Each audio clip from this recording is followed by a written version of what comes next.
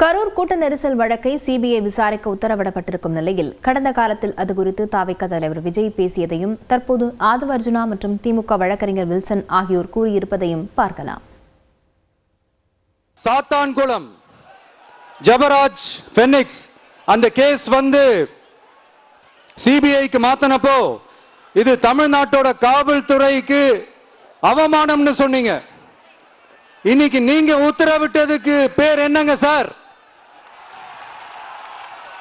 அதேதானே அன்னைக்கு நீங்க சொன்னதும் இன்னைக்கு நடக்கிறதும் அதேதானே? அதே சிபிஐ தானே? அதே சிபிஐ ஆர்எஸ்எஸ் பிஜேபியோட கைப்பாவையா தான் இருக்கு. ஏன் நீங்க அங்க போய் ஒளிஞ்சிக்கிறீங்க?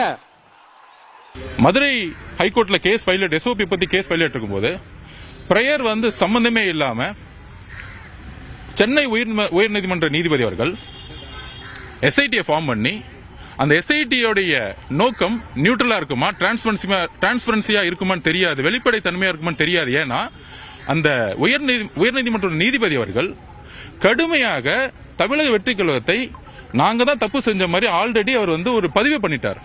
ஸ்டேட் கவர்மெண்ட்ல இந்த என்கொயரி தொடர்ந்தால் தமிழக வெற்றி கழகம் மட்டும்தான் அந்த தவறு செய்த ஒரு அரசியலை திமுக உருவாக்கும். இந்த பாதிப்பு ஆனவர்களுக்கு எந்த விதத்திலும் இந்த உத்தரவு அவர்களுக்கு யூஸ்ஃபுல்லா இருக்க போறதில்ல. இவர்கள் ஆதவ அர்ஜுனா அவர்கள் சிபிஐ கேட்கவில்லை என்று அவர் முதல்ல சொன்னார். ஆனா இப்போ சிபிஐ ஆர்டர் போட்டுட்டாங்க, அது எங்களுக்கு பெரிய வெற்றி அப்படின்னு சொல்றாரு. நீதிமன்றத்தில் அவங்க வச்ச வாதம் வேற. இன்னைக்கு ஒரு ஆர்டர் வந்தோடனே தனக்கு தன்னாலதான் விட்டது என்பதை அவரை சொல்றாரு.